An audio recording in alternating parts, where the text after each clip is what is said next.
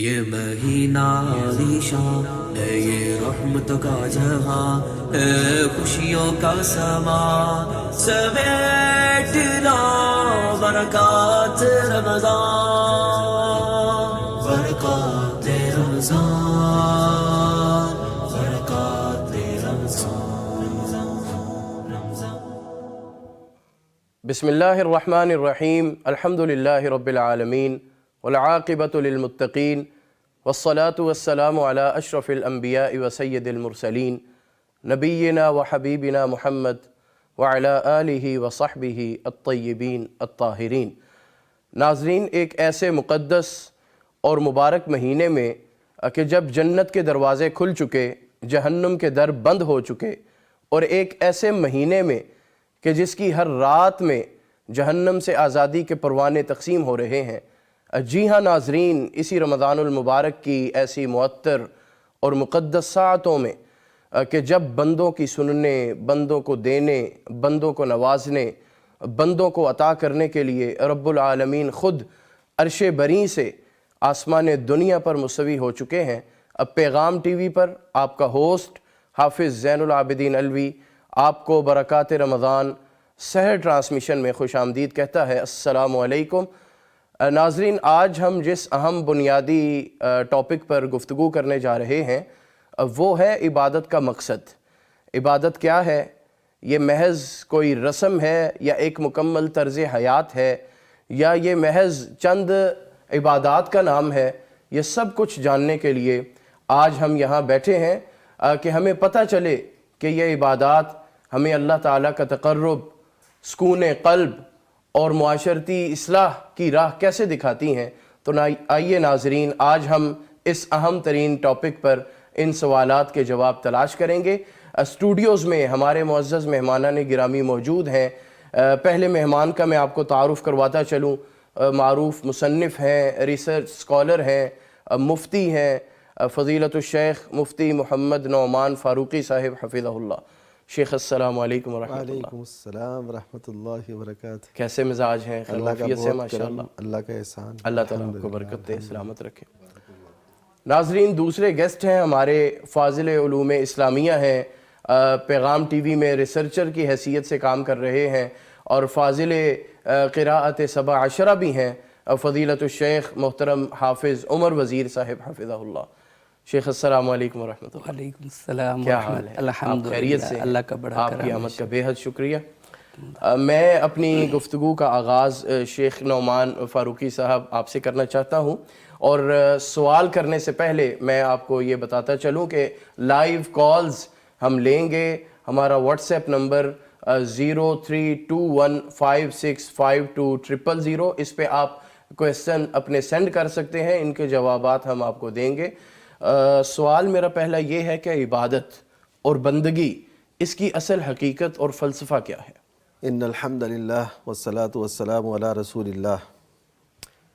عبادت کا لفظ جو ہے، اسی کا ہی معنی بندگی، فارسی میں اس کا کیا جاتا ہے مفہوم بندگی، جیسے زندگی آمد برائے بندگی، زندگی بے بندگی شرمندگی، کہ زندگی تو آئی ہے، زندگی تو ملی ہے، زندگی تو نصیب ہوئی ہے عبادت کے لیے، تو اگر یہ اس میں عبادت ہی نہ ہو تو پھر یہ شرمندگی ہے۔ لیکن عبادت جو ہے وہ ہے کیا؟ ہم محض یہ نہیں کہہ سکتے کہ صرف اللہ کے سامنے جھکنا ہی عبادت ہے۔ بالکل ٹھیک۔ ہم یہ نہیں کہہ سکتے محض قرآن پڑھنا ہی عبادت ہے۔ ہم یہ نہیں کہہ سکتے محض نوافل ادا کرنا ہی عبادت ہے، بلکہ عبادت جو لفظ ہے یہ عربی کے اندر معبد سے نکلا ہے۔ ٹھیک۔ طریق معبدہ اور ابل معبدہ ان کو کہا جاتا ہے جو انتہائی عاجز ہوتے ہیں، اور جن کو روند کے ان سے جن رستوں سے گزرا جاتا ہے اسے کہتے ہیں طریق معبدہ۔ اس کا مطلب یہ ہوتا ہے کہ ایسا رستہ جس پہ بہت سے لوگ گزرتے رہتے ہیں اور اس کو گزر کے انہوں نے اپنے قدموں سے روندا ہوا ہے۔ اچھا۔ تو اصل میں جو عبادت کا لفظی مطلب ہے نا وہ ہے عز و انکسار، سبحان اللہ، یعنی انتہائی قسم کی عز اور انکسار ایک بندے کے اندر موجود ہو. اور یہ عبادت جو ہے اللہ تعالیٰ کے سامنے ہمیشہ بندہ عز و انکسار سے رہے، عاجزی سے رہے، تو اس کا نتیجہ کیا نکلتا ہے کہ وہ اللہ تعالیٰ کا اتنا مقرب بن جاتا ہے. سبحان اللہ، سبحان اللہ. اور حقیقت یہ ہے کہ جس نے اللہ تعالیٰ کو زیادہ پہچانا ہے، اس کی زیادہ معرفت حاصل کی ہے، اسی قدر اس میں عبادت کا جذبہ زیادہ ہوا ہے. سبحان اللہ. آپ دیکھیے کہ نبی کریم صلی اللہ علیہ وسلم فرماتے ہیں کہ میں نے جبریل علیہ السلام کو دیکھا جب نبی کریم صلی اللہ علیہ وسلم معراج میں تشریف لے گئے. نبی صلی اللہ علیہ وسلم کو جبریل علیہ السلام یہاں دنیا میں اپنی اصل جو ہے نا حالت میں دکھائے گئے ایک دفعہ، یعنی ان کے پر تھے اور وہ افق تک نظر آ رہے تھے، اللہ اکبر. یعنی جہاں تک نگاہ جاری ہے وہاں تک جبریل نظر آ رہے تھے. نبی صلی اللہ علیہ وسلم نے دیکھا، لیکن اللہ تعالیٰ کے ہاں جبریل علیہ السلام کو دیکھا تو حدیث کے الفاظ ہیں اور صحیح حدیث ہے کہ کل حلسل بالی، وہ ایسے تھے جیسے بوسیدہ ٹاٹ ہوتا ہے. اللہ اکبر. یعنی انہوں نے اللہ تعالیٰ کی عظمت اور معرفت کو زیادہ پہچانا، دیکھا، اور اس کی قدرتوں کو، اس کی عظمتوں کو حضرت جبریل نے خود مشاہدہ کیا. تو ان کی حالت اللہ تعالیٰ کی حضور کیسے ہے؟ کل حلسل بالی، ایسے جیسے ایک بوسیدہ ٹاٹ ہوتا ہے. اور یہاں پہ ان کی کیا حیثیت کے نظر آ رہے ہیں افق تک. تو اس کا مطلب یہ ہے کہ جس نے اللہ تعالیٰ کو زیادہ پہچانا اس کے اندر عاجزی بھی زیادہ پیدا ہوئی، اور یہی عاجزی جو ہے عبادت کی روح ہے. عبادت کے اندر دو چیزیں بڑی اہم ہوتی ہیں، ایک تو محبت قلبی، یعنی دل کی پوری محبت ہو، اور دوسرا اطاعت کلی، یعنی بلا مشروط اطاعت ہو اللہ تعالیٰ کی. سبحان اللہ. صحیح. یعنی جو بھی اللہ نے حکم دیا، اللہ کے رسول صلی اللہ علیہ وسلم نے جو بھی حکم دیا اس کو اختیار کرنا، اور جس سے روکا اس سے رکنا، یہ عبادت ہے. اور یہ بلا مشروط ہو، یہ نہیں کہ کسی چیز کو تسلیم کیا جائے، کسی کو چھوڑا جائے، پسند کو لے لیا، ناپسند کا تذکرہ ہی نہ کیا، یا اس سے دل میں ملال بھی رکھا. تو یہ عبادات میں یہ چیزیں فرق لاتی ہیں. یعنی عز و انکسار، محبت قلبی اور اطاعت کلی، یہ تین چیزیں ملیں تو اسے ہم عبادت کا لفظ کہہ سکتے ہیں. اور جہاں تک اس کے بندگی اور اس سے جو ہمیں فائدہ حاصل ہوتا ہے وہ یہ کہ ہم جب تک ان تینوں چیزوں کے ساتھ اپنی زندگی کا سفر جاری رکھتے ہیں، ہم نے اپنی زندگی کا مقصد یہ بنا لیا کہ جیسے اللہ نے فرمایا وما خلقت الجن والانس الا لیعبدون، کہ میں نے جن و انس کو اس لیے پیدا کیا ہے کہ میری عبادت کریں. تو اللہ تعالیٰ نے جب یہ بنیادی مقصد ہاں یہ کرنا عبادت کے لیے تو فرشتے بھی فرشتے، تو یہ عبادت جو ہے نا یہ ایسی ہے کہ اس میں اللہ تعالیٰ کا قرب بھی حاصل ہوتا ہے، لوگوں سے حسن معاشرت بھی ہوتی ہے، گھر والوں سے حسن سلوک، اور سارے وہ رویے اچھے، وہ سب اسی عبادت کی وجہ سے ہوتے ہیں. صحیح. اور اس میں بڑی پیاری بات ہے کہ اس کی جامعیت کو اگر ہم دیکھیں تو وہ ایک ایک چیز کو شامل ہے. یعنی آپ یہ نہیں کہہ سکتے کہ جیسے میں نے کہا کہ صرف عبادت سجدہ کرنا ہی ہے، عبادت صرف اللہ تعالیٰ کے سامنے جھکنا ہی ہے، بلکہ اگر آپ حسن سلوک سے کسی سے پیش آتے ہیں وہ بھی عبادت ہے. جیسے کہ نبی کریم صلی اللہ علیہ وسلم نے فرمایا البر حسن الخلق، کہ نیکی جو ہے وہ اچھے اخلاق ہیں، اچھا اخلاق نیکی ہے.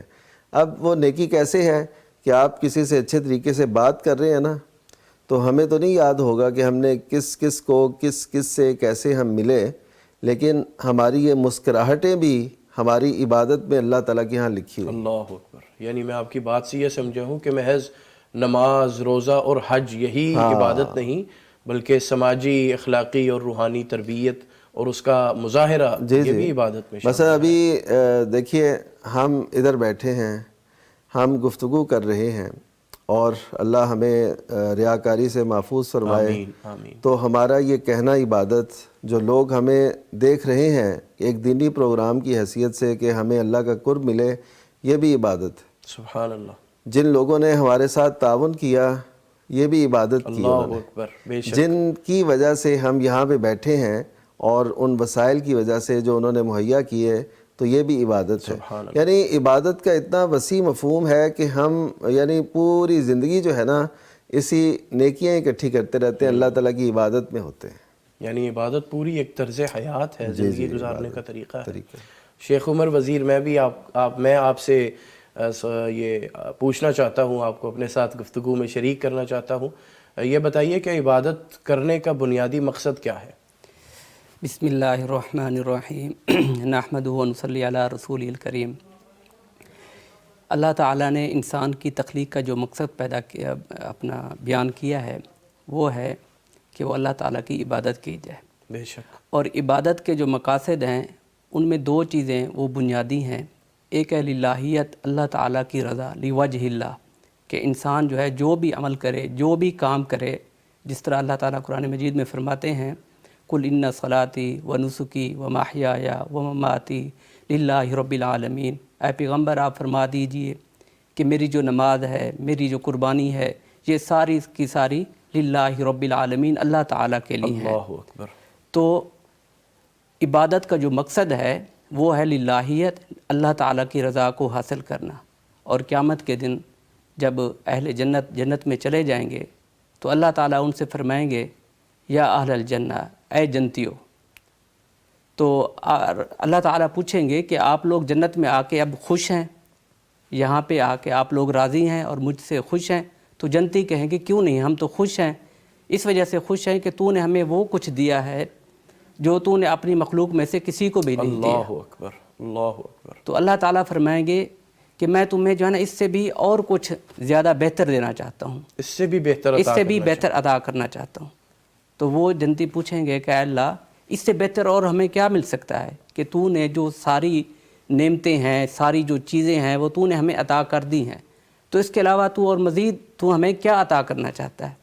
تو اللہ فرمائے گا کہ آج کے دن جو ہے نا میں اپنی رضا تم پر حلال کر دیتا ہوں۔ اللہ اکبر۔ یعنی کہ جو عبادت کرنے والا شخص ہے کہ جب اس کو بدلہ دیا جائے گا قیامت کے دن، جنت میں وہ چلا جائے گا، اس کے بعد اللہ تعالیٰ جو ہے اس پر اپنی رضا کو حلال کر دیں گے، اور اللہ فرمائے گا کہ آج کے بعد میں تم سے کبھی بھی ناراض نہیں ہوں گا۔ سبحان اللہ، سبحان اور اسی طرح عبادت کا ایک مقصد یہ بھی ہے کہ تقوی، یعنی انسان اپنے اندر خوف پیدا کرے، ڈر پیدا کرے، ڈر اور امید انسان کے اندر ہو، جس طرح اللہ تعالیٰ خوف و رجا کی کیفیت، خوف رجا کی کیفیت ہو، جس طرح اللہ تعالیٰ قرآن مجید میں فرماتے ہیں یا ایھا الذین آمنوا کتب علیکم الصیام کما کتب علی الذین من قبلکم لعلکم تتقون۔ یعنی عبادت کا بتایا، روزہ ایک عبادت ہے، یہ آپ نے رکھنا ہے، اور اس کا فائدہ آپ کو کیا ہوگا تاکہ تم متقی بن جاؤ، پرہیزگار بن جاؤ۔ متقی بننا کیا ہے کہ اللہ تعالیٰ نے جن چیزوں کا حکم دیا ہے ان کو قبول کر لینا ہے، اور جن چیزوں سے اللہ تعالیٰ نے روکا ہے ان چیزوں سے بچانا، یہ تقویٰ ہے۔ سبحان اللہ۔ اور تقویٰ جو ہے نا یہ صرف اس چیز کا نام نہیں ہے کہ بندہ جو ہے وہ عبادات، یعنی کہ ارکان اسلام جو ہے، نماز پڑھ لے، روزہ رکھ لے، زکوٰۃ ادا کر دے، بلکہ جو عبادت ہے اس میں یہ بھی شامل ہے کہ بندہ اللہ تعالیٰ پر ایمان بھی لائے، قیامت کے دن پر بھی ایمان لائے، آخرت کے دن پر بھی ایمان لائے، کتابوں پر بھی ایمان لائے، نبیوں پر بھی ایمان لائے، اور اس کے ساتھ ساتھ جو ہے وہ عبادت کا جو جمیع ایک ہے کہ وہ معاملات میں بھی اس کو رکھا ہے کہ وہ اللہ تعالیٰ نے جو اس کو مال دیا ہے وہ اس مال میں سے خرچ بھی کرے، اور وہ کن پہ خرچ کرنا ہے؟ جو مانگنے والے ہیں، جو غریب ہیں، جو فقراء ہیں، ان پہ خرچ کرے، جو غلام ہیں، جو قید و بند کی صعوبتیں برداشت کر رہے ہیں ان پہ خرچ کرے، اور ان سب کے آخر میں بتایا کہ ان کا مقصد کیا ہے کہ وَأُولَٰئِکَ هُمُ الْمُتَّقُونَ، کہ یہ لوگ تقوی والے بن جائیں، پرہیزگار بن جائیں۔ سبحان اللہ، بڑے اچھے طریقے سے آپ نے ڈیفائن کیا ہے۔ یہ فرمائیے گا کہ عبادت سے دنیا اور آخرت کے کیا فوائد حاصل ہوتے ہیں؟ جی، عبادت سے جو ہے وہ دنیا اور آخرت کے بہت سارے فوائد ملتے ہیں۔ سب سے پہلا فائدہ تو یہ ہے کہ انسان جو ہے وہ اللہ تعالیٰ کا قرب حاصل کر لیتا ہے۔ سبحان اللہ۔ کہ ایک بندہ جو ہے وہ عبادت کرتا ہے، نماز پڑھتا ہے، روزہ رکھتا ہے، زکوٰۃ دیتا ہے، حج کرتا ہے، تو یہ اس سے کیا ہوگا کہ وہ اللہ تعالیٰ کا قرب حاصل کر لیتا ہے۔ حدیث میں میں آپ آتا کی ہے، بات سے 2 پوائنٹ سمجھا ہوں، کل بھی ہم اس پہ بات کر رہے تھے۔ اس کا مطلب یہ ہے کہ عبادت کا بنیادی مقصد ایک تو تقوی ہے، دوسرا تقرب الہی ہے. تقرب الہی. صحیح. اور اس میں جو ہے حدیث قدسی ہے کہ اللہ تعالیٰ فرماتے ہیں کہ میرا بندہ میرا قرب حاصل کرتا ہے وہ جو میں نے اپنی پسندیدہ چیز جو فرائض مقرر کیے ان کے ذریعے میرا قرب حاصل کرتا ہے. اور پھر جو ہے نا جو نوافل ہیں وہ اس سے کے ذریعے بھی میرا بندہ قرب اتنا حاصل میرا کر لیتا ہے کہ میں اس سے محبت کرنے والا بن جاتا ہوں. یعنی اللہ تعالیٰ اس بندے سے محبت کرنے لگ جاتے ہیں. اور پھر اس کا اثر کیا ہوتا ہے کہ اللہ تعالیٰ جو ہے نا وہ دنیا والوں کو بھی کہہ دیتے ہیں، جس طرح قرآن مجید میں آتا ہے ان الذین آمنوا وعملوا الصالحات سیجعل لهم الرحمن ودا، کہ وہ لوگ جو ایمان لائے، مومن بنے اور نیک عمل کیے، اللہ تعالیٰ جو ہے وہ ان کی محبت لوگوں کے دلوں میں ڈال دیتے ہیں. سبحان اللہ، ماشاء اللہ. اور اسی طرح جو ہے وہ دلوں کو سکون بھی ملتا ہے، جس طرح اللہ تعالیٰ قرآن مجید میں فرماتے ہیں کہ الذین آمنوا وتطمئن قلوبہم بذکر اللہ. ذکر ایک عبادت ہے، عبادت کے ذریعے بندہ کیا کرتا ہے، دل کو سکون، جب بے قراری ہو، اپنا پریشان ہو، فکر و غم جو ہے اس پر ٹوٹ پڑے ہوں، تو وہ کیا کرتا ہے کہ اپنا دل کو ذکر الہی کے ساتھ اپنے دل کو مطمئن کر لیتا ہے. سبحان اللہ. شیخ فرمائیے گا کہ عبادت ہمیں خالق سے جوڑتی ہے، یقیناً ہم خالق کی عبادت کرتے ہیں، تو اس مبارک وقت میں خالق کا تعارف کروا دیجئے. اللہ اکبر. خالق لفظ ہے کہ اس کا مطلب یہ اللہ تعالیٰ کی ایک صفت ہے کہ جس کا معنی ہوتا ہے وہ پیدا کرنے والا ہے. اور پیدا اس نے ایک ایک چیز کو کیا، یعنی سب کائنات اور کائنات کی ایک ایک چیز اور جو بھی اس پہ بسنے والے ہیں، رہنے والے ہیں، وہ سب کے سب اللہ تعالیٰ کی مخلوق ہیں. اس نے ان کو وجود بخشا ہے. سبحان اللہ. ان ذروں کو، ان قطروں کو، ان پہاڑوں کو، ان نہروں کو، انسانوں کو، جنوں کو اور مخلوقات جتنی بھی ہیں، وہ آبی مخلوقات ہیں، وہ بری ہیں، وہ بحری ہیں، جو بھی ہیں، سب کو اللہ تعالیٰ نے تخلیق کیا ہے. اور پھر سیدنا موسیٰ علیہ السلام نے جو تعارف کرایا تھا کہ اعطیٰ کل شیء خلقہ ثم ہدیٰ. فرعون کے پاس، فرعون نے جب پوچھا نا کہ رب کون ہے آپ کا، تو انہوں نے یہ تعارف کرایا کہ ربنا الذی اعطیٰ کل شیء خلقہ ثم ہدیٰ، کہ اس نے ہر ایک چیز کو ایک تخلیق دی ہے، ایک وجود بخشا ہے اور پھر اس کی رہنمائی بھی کی ہے. سبحان اللہ. یعنی اس کا مطلب یہ نکلتا ہے کہ وہ اللہ تعالیٰ اسے تخلیق کر کے چھوڑ نہیں دیا، تخلیق ہر ایک کی اور اس کو اس کے مطابق اس کی فطرت میں کوئی چیزیں شامل کر دیں. اب دیکھیے کہ جو اڑنے والے پرندے ہیں ان کی تخلیق تو کی اس نے، لیکن اب وہ چھوٹے ہی ہوتے ہیں تو اپنے اوپر پھڑ پھڑانا شروع کر دیتے ہیں. ابھی ان کے اندر وہ تھوڑی اڑ کے ادھر بیٹھے ادھر بیٹھے، اب یہ اس نے رکھی. جو رینگنے والے شروع ہو جاتی ہے، جو رینگنے والے ہیں ان کو یہ اس نے دی صلاحیت. اچھا انسان ہیں، یہ چلنے والے ہیں، تو اب دیکھیے بچہ بالکل چھوٹا ہوتا ہے تو وہ چلنا شروع کر دیتا ہے، یعنی رینگنا شروع کرتا ہے، پھر آہستہ آہستہ وہ چلنا شروع کر دیتا ہے اور ایسے وہ کرتا ہے. اور اس نے کہاں جانا ہے، کس سے اپنا ربط رکھنا ہے اور کیا اس نے کیسے طلب کرنا ہے، یہ ساری چیزیں اس نے رکھ دیں. تو یہ اللہ تعالیٰ نے پیدا بھی کیا، ماحول بھی فراہم کیا اور اس کے مطابق رہنمائی بھی ان کو فراہم کی. ماحول سے یہ مراد ہے کہ انسانوں کو ایسے ماحول کی ضرورت تھی تو اللہ تعالیٰ نے یہ دیا. اب آبی جو ہیں جاندار، ان کے لیے جو اللہ تعالیٰ نے ان کو ماحول دینا تھا ان کو وہ دیا. دیکھیں آبی مخلوقات، جو بحری مخلوقات ہیں وہ بھی بہت زیادہ ہیں اور مختلف نوعیت کی ہیں اور بہت تعداد میں، اور اس قدر تعداد میں ہونے کے باوجود اللہ تعالیٰ سب کو رزق بھی فراہم کرتا ہے. اور اللہ تعالیٰ نے یہ بھی فرمایا کہ جو بھی جاندار ہے اس کا رزق اس کے ذمے ہے، اور یہ کسی نے نہیں اس کے ذمے ڈالا، اس نے خود اپنے ذمے لیا ہوا ہے. تو یہ خالق ہے. اور خالق کی ایک جو صفت اللہ تعالیٰ نے بیان فرمائی خود قرآن مجید کے اندر کہ اللہ لطیف بعبادہ یرزق من یشاء، کہ اللہ تعالیٰ بہت لطیف ہے اپنے بندوں کے حوالے سے. سبحان اللہ. اب لطیف کا مطلب یہ ہوتا ہے انتہائی باریک بین، یعنی ان ضرورتوں کا، ان چاہتوں کا ہم بھی ادراک نہیں کر سکتے جو اللہ تعالیٰ نے ہمارے لیے کیا. یعنی ہمیں دیکھیے جب یہ سائنس نے تحقیقات کی کہ انسان کو اس چیز کی بھی ضرورت ہے، انسان کو یہ بھی چاہیے، سورج یہ فراہم کرتا ہے اور چاند سے یہ ہوتا ہے اور یہ سارے معاملات، اب یہ ہم نے تو اللہ سے درخواست نہیں کی تھی کہ ہمیں دنیا میں یہ چیزوں کی ضرورت ہے اور ہمیں ملنی چاہیے، یہ اللہ تعالیٰ نے خود سے کیا ہوا تھا، اللہ تعالیٰ نے پورا انتظام چلایا تھا، وہ متصرف ہے اور وہ ہر چیز کو گھیرے ہوئے ہے، ہر چیز کو وہ جانتا ہے اور اتنی باریکی سے جانتا ہے کہ ان ضرورتوں کو ہم بھی نہیں جانتے۔ اب دیکھیے کہ سائنسی طور پر، میڈیکل سائنس کے طور پر انسان نے جو ترقی کی اور جن چیزوں کا پتہ چلا، جن فنکشنز کا جو انسان کے اندر موجود ہیں پتہ چلا، تو یہ کس نے بنائے تھے؟ اس ایک خالق نے، هو اللہ الخالق الباری المصور، وہی جو خالق بھی ہے، جو پیدا کرنے والا ہے اور جو مصور بھی ہے، جو ہماری شکلیں بناتا ہے، صورتیں، ہماری صورت گری کرتا ہے، تو یہ وہ اللہ تعالیٰ ہے۔ اور جب ہم یقین کیجئے کہ جب ہم پہچان لیتے ہیں نا خالق کو، وہ عربی کا ایک مقولہ ہے بڑا شاندار کہ اذا عرفت العامر سہلت لک الاوامر، کہ جب آپ حکم دینے والے کو پہچان لیتے ہیں نا تو پھر آپ کو ان کے احکام پہ عمل کرنا آسان ہو جاتا ہے۔ یعنی دیکھیں ہم سے کوئی کہے کہ یہ کام کرو، ٹھیک ہے، ہم دیکھتے ہیں کہنے والا کون ہے تو اسی اعتبار سے اس کو لیتے ہیں نا۔ اگر ہمیں باس کہہ رہے ہیں تو ہم اس اعتبار سے لیں گے، والدین کہہ رہے ہیں اس اعتبار سے لیں گے، چھوٹا بھائی کہہ رہا ہے اس اعتبار سے لیں گے، کوئی اور کہہ رہا ہے اس اعتبار سے لیں گے۔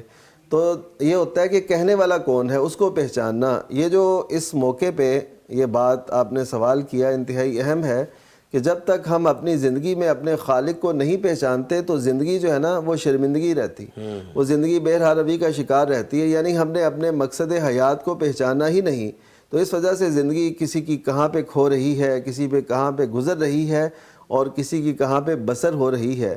تو ایسے حالات کے اندر اپنے خالق کا تعارف، اس کی پہچان، اس کی معرفت اور اس کے مختلف پہلوؤں سے، جیسا کہ اس نے خود فرمایا کہ وَلِلَّهِ الْأَسْمَاءُ الْحُسْنَى فَادْعُوهُ بِهَا، کہ اللہ تعالیٰ کے بہت ہی اچھے اور خوبصورت نام ہیں تو ان سے اسے پکارو۔ یہ کیا ہے؟ یہ اس کا تعارف ہی تو ہے، اور یہ اس کی پہچان ہمیں کراتے ہیں کہ وہ خالق ہے، اس کے اندر یہ خوبیاں ہیں، یہ اوصاف ہیں، اور یہ ایسے اوصاف ہیں جو اس جیسے اور کسی میں نہیں ہیں۔ تو جب بندہ یہ پہچان لیتا ہے، اس کی معرفت حاصل کر لیتا ہے، تو یقین کیجئے یہ سحری کا اٹھنا اس کو دشوار نہیں لگتا، اس کو قیام اللیل اس کی ٹانگوں پہ بوجھ نہیں بنتا، اور روزہ گرمیوں کی شدت میں اور مختلف قسم کی مشکلات میں اس کو بوجھل نہیں لگتا، وہ کوشش کرتا ہے، وہ عمر کے جس بھی حصے میں ہو کہ میں یہ رکھ لوں۔ کل سوال نہیں ہو رہا تھا کہ جی والد ضد کرتے ہیں کہ میں نے روزہ رکھنا ہے اور ہم اسے جی حالانکہ وہ بیمار ہیں، تو یہ کیا ہے؟ یہ وہ شوق اور ولولہ ہے جس کی وجہ سے انسان اللہ تعالیٰ کو جب پہچان گیا تو اس کے لیے پھر معاملات بھی آسان ہو گئے، اور خالق سے جب رابطہ جڑ جاتا ہے یقین کیجئے تو پھر زندگی نا اپنی وہ سراغ، زندگی کا سراغ مل جاتا ہے کہ وہ ہے کیا تھا اور کس سے وہ اس کی نسبت جڑی اور کیا بن گیا۔ زبردست۔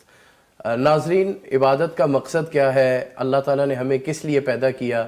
آپ یہ سب کچھ جان رہے ہیں، بات چلتی رہے گی، لیکن وقت ہوتا ہے ایک چھوٹے سے وقفے کا۔ Stay with us. یہ مہینہ عالیشان ہے، یہ رحمت کا جہاں ہے، خوشیوں کا سما سمیٹ لا برکات رمضان، برکات رمضان، برکات رمضان۔ یہ مہینہ عالیشان ہے، یہ رحمت کا جہاں ہے، خوشیوں کا سما سمیٹ لا برکات رمضان، برکات رمضان، برکات رمضان۔ ویلکم بیک ناظرین، آپ دیکھ رہے ہیں برکات رمضان لائیو سحر ٹرانسمیشن۔ بریک میں جانے سے پہلے آپ عبادت کے مقاصد کے حوالے سے جان رہے تھے، سن رہے تھے۔ میں پروگرام کو آگے بڑھانے سے پہلے یہ عرض کرنا چاہتا ہوں کہ UAN نمبر پر آپ ہمیں لائیو کالز کر سکتے ہیں اپنے مسائل کا حل جاننے کے لیے، اپنے اشکالات کا حل جاننے کے لیے، اور ہمارا UAN نمبر ہے 0421117000000۔ اس کے ساتھ ساتھ آپ واٹس ایپ پر بھی میسیج کر سکتے ہیں، جس کو بعد میں ہم شامل کر لیں گے پروگرام میں، 0321565200۔ اس کے ساتھ ساتھ لائیو یوٹیوب پر بھی لوگ ہمیں دیکھ رہے ہیں اور اپنے سوالات بھیج رہے ہیں اور اپنی محبتوں کے کمنٹس کر رہے ہیں۔ مفتی صاحب، یہاں پر ایک سوال ہے لائیو ہمارے کسی بہن نے بھیجا ہے، میں وہ آپ سے کرنا چاہتا ہوں کہ عشاء کی نماز میں 4 فرض کے بعد 2 سنتیں پڑھنے کے بعد تراویح شروع کی جاتی ہیں، تو تراویح کتنی پڑھنی چاہیے؟ صحیح۔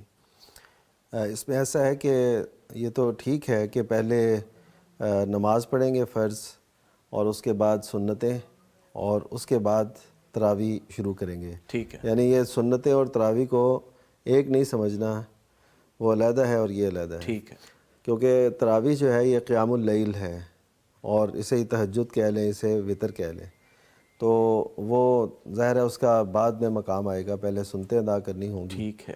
اچھا، اس میں پھر ایسا ہے کہ جہاں تک انہوں نے پوچھا کتنی رکعات، تو اس کا جواب تو حضرت عائشہ رضی اللہ تعالیٰ عنہ کی اس حدیث کے اندر موجود ہے جو صحیح بخاری اور دیگر کتب میں موجود ہے، کہ نبی کریم صلی اللہ علیہ وسلم رمضان اور غیر رمضان میں 11 سے زیادہ نہیں پڑھتے تھے۔ تو اس کا مطلب ہے کہ یہ جو مسنون ہے تراویح، کیونکہ یہی تراویح ہے اور یہی قیام اللیل ہے۔ یعنی آپ کے کہنے کا مقصد ہے یہی کہ تہجد ہے۔ سنتوں کا تراویح کی نماز سے تعلق نہیں، وہ پڑھنا ضروری ہے اپنی جگہ۔ ہاں ہاں، وہ تو وہ اس میں شامل نہیں کریں ٹھیک گے۔ ہے۔ سوال یہ ہے کہ میں بلکہ آپ سے پوچھنا چاہتا ہوں، ہم گستاخی تو نہیں کر سکتے، کہ عبادت میں اخلاص کا ہونا کس قدر ضروری ہے؟ یہ اللہ تعالیٰ نے قرآن مجید میں جو حکم دیا ہے، وما امروا الا لیعبدوا اللہ مخلصین لہ الدین، کہ ان کو اس بات کا ہی حکم دیا گیا ہے کہ وہ اللہ تعالیٰ کی عبادت کریں، اس کے لیے دین کو خالص کرتے ہوئے۔ اور اسی طرح الا للہ الدین الخالص، اللہ ہی کے لیے دین خالص ہے، یعنی کہ اسی کے لیے سب کچھ کرنا ہے، اور اسی کا حکم جو ہے نا اسی کو تسلیم کرنا ہے۔ سبحان اللہ۔ اسی لیے تو ہم کہتے ہیں کہ بلکہ حدیث مبارکہ میں ہے کہ لا طاعۃ مخلوق فی معصیۃ الخالق، کہ جب خالق کی نافرمانی ہو رہی ہو تو مخلوق میں سے کسی کی بھی فرما برداری نہیں کرنی۔ صحیح۔ وہ آپ کو واقعہ یاد ہوگا، سیدنا عبداللہ بن حذافہ رضی اللہ تعالیٰ عنہ، ان کو نبی صلی اللہ علیہ وسلم نے مقرر کیا تھا کہ وہ امیر ان کو بنایا اور ان کے تحت کئی لوگوں کو بھیجا ایک مہم پہ، تو آپ نے اسپیشلی فرمایا کہ امیر کی اطاعت کا تم نے خیال رکھنا ہے۔ تو وہ امیر جو تھے عبداللہ بن حذافہ رضی اللہ تعالیٰ عنہ، وہ کسی بات سے ان کو جو مامورین تھے جو آپ کے ماتحت تھے، ان کو کچھ غصہ آیا ان پہ، تو انہوں نے لکڑیاں جمع کرنے کا کہا، تو لکڑیاں جمع کی گئیں، آگ جلائی گئی، تو وہ اب کہنے لگے کہ اس میں کود پڑو۔ تو اب انہوں نے جو مامورین تھے، جو لوگ تھے، انہوں نے یہ کہا کہ آگ سے بچنے ہی کے لیے تو ہم ایمان لائے ہیں، تو ہم اب اس میں کیسے کود؟ خیر ان کا غصہ فرو ہوا، اور یہ کیس پھر نبی صلی اللہ علیہ وسلم کی خدمت میں پیش ہوا۔ میں آپ کا واقعہ پورا جی کروا کے پہلے ایک کالر کو لے لوں پلیز۔ جی السلام علیکم ورحمۃ اللہ۔ جی وعلیکم السلام۔ ملک حسنین صاحب ساہیوال سے، جناب آپ کیسے ہیں؟ خیریت سے ہیں؟ ماشاءاللہ۔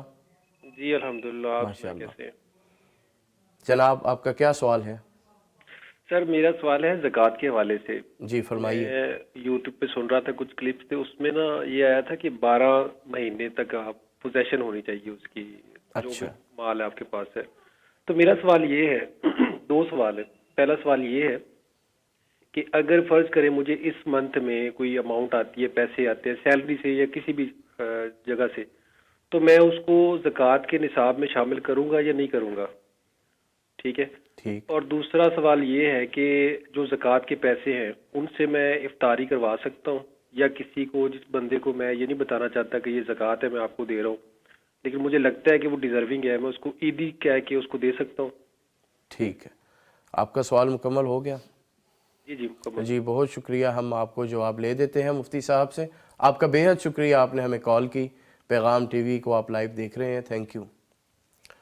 جی سر. اچھا، جہاں تک ان کے پہلے سوال کا تعلق ہے نا کہ ابھی پیسے مجھے ملے، یعنی ان کے کہنے کا مطلب یہ ہے کہ میرا سال پورا ہو رہا ہے تو ابھی مجھے پیسے ملے ہیں، کوئی یعنی کہیں سے تنخواہ ملی یا ایڈ ہوئے. تو اس کا ایسے ہی ہے کہ جس کے پاس پیسے آتے جاتے رہتے ہیں، یعنی اس کا کام ایسا ہے، کاروبار ایسا ہے کہ اس کے پاس پیسے آ رہے ہیں، تو وہ تو ایسے کرے گا. مثلا اس کی ادائیگیاں جو آنی تھیں وہ آ رہی ہیں تسلسل سے، تو وہ ان کو شامل کرے گا. ٹھیک ہے، وہ اس کو زکوٰۃ کے اندر شامل کرے گا. کیونکہ ایسے تو نہیں ہو سکتا کہ ہر ایک جو بھی رقم اس کے پاس آ رہی ہے اس کی علیحدہ علیحدہ ڈیٹ لکھے، علیحدہ علیحدہ اس کے نصاب کو دیکھے. تو اس پہ ایسے ہی ہوگا جیسے ایک شخص کی دکان ہے تو اس کے پاس آ بھی رہی ہیں چیزیں اور جا بھی رہی ہیں، اس کے پاس سرمایہ بھی ہے، اس کے پاس مال تجارت بھی ہے. تو یہ نہیں دیکھا جائے گا کہ یہ سامان کب آیا اور کب آیا، اس کو سال کے اوپر ہم اس کا حساب لگا کے زکوٰۃ دیں گے. تو اسی طرح جس شخص کے پاس پیسے آئیں، ایک ہوتا ہے نا نارمل آتے جاتے رہنا پیسے، ایک ہوتا ہے کوئی بڑی اماؤنٹ ملی ہے جسے ہم مال غیر مستفاد کہتے ہیں. وہ ایسے کہ مثلا وراثت کا حصہ مل گیا، مثلا پچھلے مہینے ملا اور ابھی آپ کا سال مکمل ہونے والا ہے، تو اس وراثت کے حصے کو یا بڑی اماؤنٹ کو آپ اس سال کے نصاب میں نہ شامل کریں، اس کو آپ علیحدہ سے حساب رکھ لیں کہ یہ جب سے آپ کو ملا ہے. تو باقی جو عام آتے رہتے ہیں ان کو آپ اسی زکوٰۃ کے اندر شامل کر لیں. باقی جو تنخواہ وغیرہ آتی ہے یہ تو عموماً جو ہمارے اخراجات ہوتے ہیں ان میں چلی جاتی ہے. یہ ان چیزوں کی بات ہے جو آپ کے پاس رہیں سال بھر، یا پھر آتے رہیں اور جاتے رہیں اور وہ مال تجارت ہے اس کو آپ کنسیڈر کریں گے. اور ویسے کسی رقم کو جو ایسے ملی ہو، جو آئی ہو، ملی سے مراد یہ ہے کہ کسی اور یعنی عطیہ کوئی ملا ہے، کوئی ہدیہ، کوئی تحفہ یا وراثت کوئی ملی ہے، تو اس کو آپ بڑی ایک رقم ہے تو اس کو آپ بے شک علیحدہ سے سال بھر کے لیے جب آپ کے پاس رہے تو تب آپ زکوٰۃ ادا کریں گے. صحیح. تو باقی جو انہوں نے یہ بات کہی کہ افطاری کرانا زکوٰۃ کے پیسوں سے، زکوٰۃ کے پیسوں سے افطاری نہیں کرائی جا سکتی. آپ زکوٰۃ کے پیسے، ہاں یہ ہو سکتا ہے کہ آپ کو پتہ ہو کہ فلاں ضرورت مند ہے اور وہ مسکین ہے، فقیر ہے.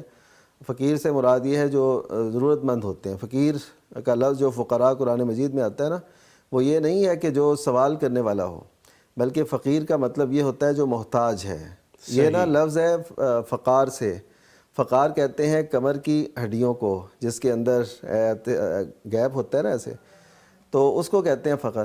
تو فقیر کی کیونکہ کمر جھکی ہوتی ہے تو اس وجہ سے اسے فقیر کہتے ہیں. یہ مانگنے والا فقیر نہیں، یعنی جس کے جو اخراجات ہیں وہ اس کی آمدن سے، ہاں یہ مسکین کو کہتے ہیں. یہ مسکین ہو، جی یہ مسکین ہے جس کی حاجت پوری نہ ہوتی ہو، وہ کر بھی رہا ہے. اور یہ بالکل ایسا کہ جس کے پاس کوئی روزگار نہیں ہے، کوئی بھی وسائل اور نہیں ہے ذریعہ، تو یہ فقیر ہے. اب اس کو دے دینا ہے یہ ہے، یا پھر آپ کسی ایسے فقیر ہی کو زکوٰۃ کی افطاری کرائیں، یعنی ایسے محتاجوں ہی کو جمع کریں کہ جو ضرورت مند ہیں، ڈیزرونگ ہے. تو ان کو اگر آپ زکوٰۃ سے افطاری کرا دیں پھر تو ٹھیک ہے. تو اس میں بھی بہتر یہ ہوگا کہ آپ ان کو زکوٰۃ فراہم کریں. اور زکوٰۃ کے جو مقاصد ہیں نا، میں یہ سمجھتا ہوں وہ ایسے تھوڑے تھوڑے کر کے دینا نہیں ہے، بلکہ زکوٰۃ کا اصل جو مقصد ہے نا وہ ہے کہ آپ ایک بڑی اماؤنٹ ان کو دیں اور ان کو اسٹیبل کریں. میں کہتا ہوں کہ اگر ایک بھی شخص ہر دفعہ اپنی زکوٰۃ سے ایک اپنے عزیز کو سٹینڈ کرنا شروع کر دے، اپنے محلے دار کو، اپنے ہمسائے کو، جو بھی ڈیزرونگ ہوں، تو ان کو سٹینڈ کرنا شروع کر دے، تو ایسے جس کی زندگی کو اللہ تعالیٰ یعنی اس کو بہاریں، اس کو 70 سال 60 سال زندگی دی ہے، تو ایسے سمجھے اس نے 50-60 فیملیز کو کھڑا کر دیا. سبحان اللہ. یہ نہیں کہ ہر دفعہ ان کو غربت کی ریشو میں کمی آ جائے گی. اور یہ زکوٰۃ کے مقاصد میں سے یہ ہے، لوگوں کو سائل بنانا زکوٰۃ کے مقاصد میں سے نہیں ہے. تو یہ بات ضرور ذہن میں رکھیں. باقی یہ رہا، یہ بتانا ضروری نہیں ہوتا کہ یہ جی زکوٰۃ ہے، جیسے وہ کہہ رہے ہیں کہ عیدی کہہ لیں اسے یا جو بھی کہہ لیں، یعنی یہ بتانا ضروری نہیں ہے کہ یہ زکوٰۃ ہے، کیونکہ اسلام جو ہے نا عزت نفس کا بھی خیال رکھتا ہے. کئی جو ایسے لوگ ہیں وہ یہ پسند ہی نہیں کرتے کہ ہمارے لیے زکوٰۃ کا مال آئے، حالانکہ وہ ضرورت مند بھی ہوتے ہیں. تو اس لیے وہ اسلام نے یہ پابندی عائد نہیں کی آپ کہیں کہ یہ زکوٰۃ ہے، بس آپ کو یہ پتہ ہو کہ یہ ضرورت مند ہے. ٹھیک جی. کالر ہے ہمارے ساتھ ایک، انہیں لے لیتے ہیں پہلے. السلام علیکم ورحمۃ اللہ. چلیں دوبارہ کال آ جاتی ہے، ڈراپ کر دیے کالر نے. تو آپ کالر سے پہلے ایک واقعہ سنا رہے تھے حضرت عبداللہ بن حذافہ جی والا. سیدنا عبداللہ بن حذافہ رضی اللہ عنہ، وہ نا نبی صلی اللہ علیہ وسلم نے ان کو امیر بنایا، اور وہ پھر سارا وہ قصہ تو میں نے عرض کر دیا. تو وہ جب نبی صلی اللہ علیہ وسلم کی خدمت میں بات پیش ہوئی نا کہ انہوں نے ہمیں یہ کہا تھا کہ آگ میں کود جاؤ، تو ہم نہیں کودے، تو یہ ہم نے نافرمانی تو نہیں کی. تو نبی کریم صلی اللہ علیہ وسلم نے فرمایا کہ لا طاعۃ مخلوق فی معصیۃ الخالق، کہ اگر تم اس آگ میں چلے جاتے تو ایسے ہی سزا جھیلتے رہتے. یعنی یہ خودکشی کے مترادف ہوتا، خودکشی کی سزا یہ ہے، کیونکہ اپنے آپ کو اس ہلاکت میں ڈالنا یہ خودکشی کے زمرے میں آتا ہے، تو تم ایسے ہی رہتے. حالانکہ امیر کی بجا آوری کا، اس کی اطاعت کا حکم نبی صلی اللہ علیہ وسلم نے خود دیا تھا، لیکن یہاں پہ فرمایا کہ جب خالق کی نافرمانی ہو رہی ہے پھر کسی کی نہیں کرنی. تو ہم یہ کہتے ہیں کہ خالق کی فرما برداری یہ بہت زیادہ ضروری ہے، اس کے اگینسٹ کسی کی بات کو ہم تسلیم نہیں کریں گے. جزاک اللہ. شیخ عمر صاحب، آپ یہ فرمائیے کہ ایسے کون سے امور ہیں جن سے عبادت ضائع ہو جاتی ہے؟ جی ہم بات کر رہے تھے اس سے پہلے جب آپ نے مجھ سے پوچھا جی کہ عبادت کے جو دنیوی اور اخروی فوائد، اس میں سے ایک فائدہ عبادت کا یہ بھی ہے کہ عبادت سے جو ہے وہ گناہ معاف ہو جاتے ہیں. صحیح. قرآن مجید میں آتا ہے ان الحسنات یذہبن السیئات، کہ جو حسنات ہیں وہ برائیوں کو، کمی کوتاہیوں کو دور کر دیتی ہیں. سبحان اللہ. اسی طرح رسول اللہ صلی اللہ علیہ وسلم نے فرمایا کہ ایک بندہ نماز کے لیے وضو کرتا ہے، تو جب وہ وضو کر رہا ہوتا ہے تو اس کے وہ گناہ جھڑ رہے ہوتے ہیں، صاف ہو رہے ہوتے ہیں، کیونکہ وہ ایک نماز ایک عبادت ہے، وضو کرنا بھی ایک عبادت بن جاتا ہے، تو وہ اس کے گناہ جو ہے وہ جھڑ رہے ہوتے ہیں. اور اسی طرح جو نماز ہے، آپ نے ظہر کی نماز پڑھی، عصر کی پھر نماز پڑھی، ظہر اور عصر کے درمیان جو آپ کے صغیرہ گناہ ہوئے ہیں وہ اس سے آپ کے گناہ معاف ہو جاتے ہیں. پھر اسی طرح مغرب کی، عشاء کی، فجر کی. میں آپ سے جواب مکمل لیتا ہوں. ایک کالر ہیں، ان کو ہم لے لیں پہلے. جی السلام علیکم ورحمۃ اللہ. وعلیکم السلام. جی سمیرہ صاحبہ لاہور سے، آپ ٹھیک ہیں؟ خیریت سے ہیں؟ ٹھیک ٹھاک، اللہ کا شکر. سر آپ کیسے ہیں؟ جی الحمدللہ. بہت شکریہ پیغام ٹی وی میں کال کرنے کا. فرمائیے آپ کا کیا سوال ہے؟ سر میرا سوال یہ ہے کہ جو ہے نا زکوٰۃ کے پیسے اپنی امی کو دے سکتے ہیں؟ ابو وفات پا چکے، امی اکیلی رہتی ہیں. جی ٹھیک ہے، ہم ابھی آپ کو جواب لے دیتے ہیں مفتی صاحب سے. کال کرنے کا بہت شکریہ. جی مفتی صاحب. جی ان کا سوال بڑا اہم ہے کہ والدہ صاحبہ کو زکوٰۃ دینا. والدہ محترمہ کو یا والد محترم کو زکوٰۃ نہیں دے سکتے. صحیح. یعنی جو لوگ صاحب نصاب ہیں ان کو یہ کرنا چاہیے کہ وہ اپنے والدین کو ہدیہ دیں، بلکہ اس حدیث مبارکہ کو پیش نظر ہمیں رکھنا چاہیے جس میں نبی صلی اللہ علیہ وسلم کے پاس ایک صحابی ہے اور انہوں نے عرض کی کہ میرے والد میرا مال وہ اپنے اختیار میں لینا چاہتے ہیں. تو نبی کریم صلی اللہ علیہ وسلم نے یہ نہیں والد سے کہا ہو کہ تم کیوں ایسا کر رہے ہو، آپ نے انہی سے فرمایا انت و مالک لیبیک، کہ تو اور تیرا مال تیرے والد کا ہے. تو اسی ضمن میں والدہ بھی آئیں گی، یعنی والدہ بھی ایسے ہی ہے جیسے آپ کے پاس جو مال ہے آپ کی والدہ کا ہے، تو ان کا حق ہے اس پہ. جیسے آپ اس کے مالک ہیں نا، ایسے سمجھیں آپ کے والدین بھی اس کے مالک ہیں. تو یہ تو ایسے ہی ہوگا جیسے بندہ ایک جیب سے نکال کے دوسری میں ڈال لے. تو والدین کی عزت اور احترام کا تقاضا یہ ہے، ان کے احسان کا تقاضا یہ ہے کہ ان کو زکوٰۃ نہ دیں، ان کے لیے ہدیہ دیں. جیسے آپ اپنی ضروریات کا خیال رکھتے ہیں ان کی ضروریات کا خیال رکھیں اور ان کو فراہم کریں، ان کو زکوٰۃ نہ دیں. یہ ان کے ادب اور احترام اور ان کے مقام کے بھی منافی ہے، اور ویسے بھی آپ کا حق ہے کہ آپ والدین کی خدمت کریں، اور جن کا حق ہوتا ہے ان کو زکوٰۃ نہیں دی جا سکتی. اسی طرح والدین اولاد کو زکوٰۃ نہیں دے سکتے، تو یہ درست نہیں ہے. ان کو ہدیہ دینا چاہیے. تو اللہ تعالیٰ ان کو توفیق دے، بلکہ سب کو کہ وہ اپنے جو ہے نا ذاتی جیب سے اپنے جو معمول کے اخراجات ہیں والدین کا حصہ رکھیں. صحیح. آپ فرما رہے تھے عبادت کے ان امور کے بارے میں جن سے عبادت ضائع ہو جاتی ہے. جی اس میں سے ایک بنیادی جو چیز ہے وہ ہے شرک. اللہ تعالیٰ قرآن مجید میں فرماتے ہیں ان اللہ لا یغفر ان یشرک بہ ویغفر ما دون ذلک لمن یشاء، کہ اللہ تعالیٰ جو ہے وہ شرک کے علاوہ سارے گناہوں کو معاف کر دیتا ہے سوائے شرک کے. یعنی شرک کو اللہ تعالیٰ کبھی بھی معاف نہیں کرتا. ایک بندہ عبادت کرتا ہے، موحد بندہ نہیں ہے، یعنی اللہ تعالیٰ کے ساتھ وہ عبادت میں کسی کو شریک کر لیتا ہے تو وہ اس کی عبادت وہ ضائع ہو جاتی ہے۔ اسی طرح جو دوسری چیز ہے وہ ہے ریاکاری، کہ شرک توبہ سے تو معاف ہو جاتا ہے اگر انسان سچی توبہ کرے۔ جی سچی اگر توبہ کر لے پھر معاف ہو جاتا ہے، لیکن اگر وہ توبہ نہیں کرتا، وہ شریک ٹھہرائے رکھتا ہے کسی بھی الوہیت میں، عبودیت میں یا وہ ربوبیت میں، تو وہ پھر اس کا شرک جو ہے وہ معاف نہیں ہوگا۔ ہاں توبہ کر لے تو پھر اس کا وہ شرک جو ہے معاف ہو جائے گا۔ اسی حالت میں اگر وہ وفات پا جائے، جی یعنی شرک کی حالت میں وفات پا جائے پھر تو نہیں ہے معافی، لیکن اگر وہ زندگی میں اس کو یہ شعور آ جاتا ہے تو پھر اس کے لیے معافی ہے انشاءاللہ۔ بالکل۔ جی، اور دوسری چیز ہے ریاکاری، یعنی کہ دکھلاوے کے لیے کوئی کام کرنا۔ اللہ تعالیٰ فرماتے ہیں الذین ہم عن صلاتہم ساہون الذین ہم یراؤون، وہ لوگ جو دکھاوے کے لیے کام کرتے ہیں۔ نبی کریم صلی اللہ علیہ وسلم کا فرمان ہے کہ بھئی میں اپنی امت سے ایک چیز کا جو مجھے خوف ہے وہ ہے شرک اصغر۔ صحابہ نے پوچھا کہ شرک اصغر کیا ہے؟ تو رسول اللہ صلی اللہ علیہ وسلم نے فرمایا کہ شرک اصغر یہ ہے کہ تم لوگ جو ہے وہ دکھلاوے کے لیے کام کرو، اور ایسے لوگ جب قیامت کے دن اللہ تعالیٰ سب کو بدلہ دے رہے ہوں گے تو اللہ تعالیٰ دکھلاوے کے لیے جو ریاکاری کے لیے کام کر رہے ہیں، خواہ وہ کوئی بھی کام ہو، نمازی ہیں، روزہ دار ہیں، حاجی ہیں، زکوٰۃ دینے والے ہیں، کوئی بھی نیک عمل جو اللہ کی راہ میں ہم کرتے ہیں، اگر اس میں ہماری نیت خالص نہیں ہے، لوجہ اللہ نہیں ہے، تو وہ ہمیں ریاکاری میں شامل ہوگا اور اس کا ہمیں کوئی اجر و ثواب نہیں ملے گا۔ اللہ ایک اللہ صحابی تعالیٰ ہمیں تھے، ریاکاری سے محفوظ رکھے۔ آمین، ایک جنگ کا واقعہ ہے، ایک بندہ تھا جو جنگ میں شامل ہوا اور اس کے جو مقصد تھا وہ یہ تھا کہ بھئی مجھے شہرت بھی مل جائے اور مجھے اجر و ثواب بھی مل جائے۔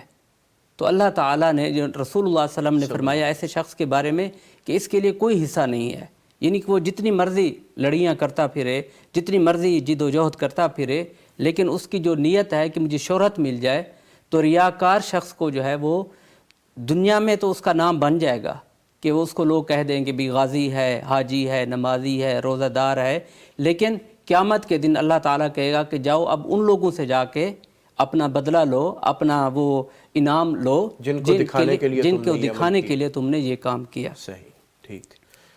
شیخ نعمان صاحب، یہ ایک لائیو یوٹیوب میں ہمارے ایک محترم بھائی نے کویسچن کیا ہے کہ سونے اور چاندی کی دھات کے علاوہ کوئی دوسری دھات کی انگوٹھی پہن کر عورت نماز پڑھ سکتی ہے؟ جی، لوہے کی جو انگوٹھی ہے اس سے بھی نبی کریم صلی اللہ علیہ وسلم نے منع فرمایا ہے۔ صلی اللہ علیہ وسلم۔ اس میں حدیث مبارکہ ایسے ہے کہ مسند احمد کی حدیث ہے کہ نبی کریم صلی اللہ علیہ وسلم نے جب سونے کی، یہ حکم عورتوں کے لیے بھی ہے مطلب جی لوہے کی انگوٹھی کے بارے؟ جی میں عرض کر رہا ہوں، جی جی، وہ یہ ہے کہ نبی کریم صلی اللہ علیہ وسلم نے جب سونا مردوں کے لیے منع کیا نا، تو تب یہ ایک صحابی نے جو ہے لوہے کی انگوٹھی پہن لی۔ اچھا، تو نبی صلی اللہ علیہ وسلم نے فرمایا کہ یہ تو اس سے بھی زیادہ ناپسندیدہ ہے، یہ تو جہنمیوں کا زیور ہے۔ اچھا، تو یہ آپ نے فرمایا۔ اب دیکھیے کہ جہنمیوں کا جو زیور ہے وہ ظاہر ہے وہ مرد اور خواتین دونوں کے لیے وہ ہے، لیکن یہ ہے کہ سونا تو عورتوں کے لیے جائز ہے، لیکن اس حدیث کے پیش نظر ہم یہ کہہ سکتے ہیں کہ اگر وہ لوہے کے زیور سے بچ جائیں تو یہ ان کے حق میں بہتر ہے۔ صحیح، یعنی اس کو ہم اس طرح حرام نہیں کہہ سکتے، ناجائز نہیں کہہ سکتے، لیکن اس حدیث کے اس کو اگر گہرائی سے دیکھیں تو اس میں یہ بات آتی ہے، کیونکہ تشبیہ آپ نے جہنمیوں میں خواتین بھی ہوں گی، مرد بھی ہوں گے، تو جب ان کا زیور یہ ہے تو اس سے بچنا چاہیے۔ اسی طرح مردوں کے لیے بھی یعنی چاندی کی انگوٹھی تو پہن لیں، لیکن سونے کی انگوٹھی سے وہ اپنے آپ کو بچائیں۔ سونے کی تو بچانا ہی ہے، لوہے کی انگوٹھی سے بھی اپنے آپ کو بچانا ہے۔ تو باقی یہ ہے کہ کسی اور دھات کی، جس مرضی دھات کی وہ پہن لیں، ان کو اجازت ہے، جی اس میں اجازت ہے، ٹھیک، لیکن لوہے سے بچیں تو بہتر ہے۔ باقی ہر ایک دھات وہ اختیار کر سکتی ہیں، انہیں پہن سکتی ہیں عورت۔ اب میں یونشا فی الحلیتی، کہ وہ جو زیوروں میں پلی بڑھی ہو، قرآن مجید کہتا ہے، تو ان کے لیے کیونکہ تزئین اور آرائش کے لیے اللہ تعالیٰ نے یہ رکھا ہے، تو اس کا مطلب ہے وہ پہن سکتی ہے، اس کو کوئی منع نہیں ہے۔ بس یہ جو لوہے کی ہے اس سے تھوڑا سا اعتراض کریں، اس حدیث کے پیش نظر تو یہ اچھا ہے۔ ٹھیک۔ جی ناظرین، برکات رمضان سحر ٹرانسمیشن جاری ہے. آپ کے سوالات کے جوابات بھی آپ کو مل رہے ہیں. میں ایک مرتبہ پھر ریپیٹ کروں گا اپنا UAN نمبر جس پر آپ لائیو کال کر کے اپنے مسائل کا حل جان سکتے ہیں. 0421117000000. ناظرین پروگرام جاری ہے، جاری رہے گا، لیکن وقت ہوتا ہے ایک چھوٹی سی بریک کا. Stay with us. یہ مہینہ عالیشان ہے، یہ رحمت کا جہاں ہے، خوشیوں کا سما سمیٹ لا برکات رمضان، برکات رمضان، برکات رمضان. یہ مہینہ عالیشان ہے، یہ رحمت کا جہاں ہے، خوشیوں کا سما سمیٹ لا برکات رمضان، برکات رمضان، برکات رمضان. ویلکم بیک ناظرین. برکات رمضان لائیو سحر ٹرانسمیشن آپ دیکھ رہے ہیں. آپ لوگوں کا پیار بہت سا واٹس ایپ پر اور یوٹیوب پر کمنٹس کی صورت میں ہمیں موصول ہو رہا ہے. یہاں پر ایک بچے کا کمنٹ ہے بڑا ہی دل ربا اور پیارا کہ السلام علیکم انکل، میں 9 کلاس میں ہوں انکل، کل میرا ٹیسٹ ہے، میرے لیے دعا کیجئے کہ میں اس میں کامیاب ہو جاؤں. یعنی اس سے یہ پتہ چلتا ہے کہ ہر ایج کا طبقہ وہ ہمیں دیکھ رہا ہے، بچے بھی ہمیں دیکھ رہے ہیں، بوڑھے بھی، بزرگ سب. اللہ تعالیٰ آپ کو جزائے خیر دے. مفتی صاحب یہ فرمائیے گا کہ عبادت کے بارے میں آپ بتا رہے تھے، عبادت بہت بڑی چیز ہے، تو سجدے کا عبادت میں کیا مقام ہے، اس حوالے سے رہنمائی کریں. اچھا دیکھیے، عبادت بندہ کرتا کرتا دیکھیے پہلے کھڑا ہے، پھر رکوع میں. یہ نماز کی جو حالت ہے نا، یہ بھی ہمیں کچھ بتاتی ہے. پہلے وہ کھڑا ہے ہاتھ باندھ کے، اور اس سے بھی پہلے اگر ہم دیکھیں تو اس نے اپنے ہاتھ اٹھائے تکبیر تحریمہ کے لیے. تو یہ ہوتا ہے ہینڈز اپ، اسے ہم رفع الیدین کہتے ہیں نا عربی میں. تکبیر تحریمہ وہ تو سب قائل ہے نا اس کے. تو یہ ہینڈز اپ ہے، یعنی یہ عاجزی کا ایک اظہار ہوتا ہے کہ میرے اختیار میں کچھ بھی نہیں ہے. یہ اصل میں معنوی طور پر یہ اس کا ایک احساس دلایا گیا ہے. اب بندہ پھر ہاتھ باندھ کے کھڑا ہو جاتا ہے کہ اب میں تیرے سامنے ادب و احترام سے کھڑا ہوں. پھر رکوع میں جاتا ہے، اس کے بعد پھر سجدے میں جاتا ہے. تو سجدہ جو ہے نا، اس میں اللہ تعالیٰ کے سب سے زیادہ وہ قریب ہوتا ہے. جیسے کہ صحیح مسلم کی روایت ہے، اقرب ما یکون من ربہ، کہ سب سے زیادہ جو قریب اپنے رب سے بندہ ہوتا ہے وہو ساجد، وہ سجدے میں ہوتا ہے. تو قرآن بھی کہتا ہے واسجد واقترب، ہاں، کہ سجدہ کرے اور اللہ کا قرب حاصل کرے. تو حالانکہ دیکھیے اب وہی بات جو میں نے آغاز میں کہی تھی کہ عبادت جو ہے نا تذلل اور عز و انکسار کا نام ہے. اب وہ جب سجدے میں گیا تو وہ اللہ تعالیٰ کے سب سے زیادہ قریب ہو گیا. سبحان اللہ. تو اس کا مطلب ہے جتنی عاجزی ہوگی، جتنی انکساری ہوگی، اور جس قدر اللہ کے سامنے انسان جھک کے رہے گا تو اسی قدر وہ ہوگا. یہ جو ہم عموماً خشوع کا معنی کرتے ہیں نا، خشوع کا، خاشعون جیسے اللہ تعالیٰ نے فرمایا، تو ہم عموماً معنی اس کا یہ کرتے ہیں کہ توجہ ہو، منہمک ہو. حالانکہ خشوع کا معنی یہ نہیں. خشوع کا معنی یہ ہے کہ عجز کا اظہار. آپ جتنا اللہ کے سامنے عاجزی کا اظہار کریں گے. اسی لیے نبی کریم صلی اللہ علیہ وسلم جب نماز میں کھڑے ہوتے تھے نا، جب قیام کی حالت میں، تو صحیح حدیث سے یہ ثابت ہے کہ آپ صلی اللہ علیہ وسلم کا سر جھکا ہوا ہوتا تھا. اللہ اکبر. یعنی یہ نہیں کہ ایسے کھڑے ہیں، یعنی بلکہ ایسے جھکائے ہوئے کھڑے ہوتے ہیں. یہ بھی تذلل کی، عز و انکسار کی ایک علامت اور اظہار ہے. تا راسہ، اپنے سر کو ایسے آپ جھکا کے رکھتے تھے. اسی لیے نگاہ بھی آپ کی وہ سجدے والی جگہ پہ ہوتی تھی. تو اس سے یہ پتہ چلتا ہے کہ عبادت جو ہے انتہائی عز و انکسار کا نام ہے. اور پھر اس میں جو انتہائی عاجزی ہے، یہ دیکھیں ناک ہے نا، اس کے رکھنے کے لیے انسان بہت کچھ کرتا ہے. میری ناک نہ کٹ جائے، میری ناک رہ برادری میں عزت رہ جائے. تو یہی جب اللہ کے سامنے جھکا دی، اس کے سوا اور اس کے پاس کچھ بھی نہیں ہے جو اللہ کے حضور پیش کرے. اس سے بھی زیادہ کوئی حالت ہوتی تو وہ بھی ہوتی، لیکن یہ سب سے جو ہے نا عز و انکسار کی بڑی حالت. اس وجہ سے عبادت میں جب انسان اللہ تعالیٰ کے حضور عز و انکسار کا اظہار کرتا ہے تو اللہ کے قریب ہوتا ہے.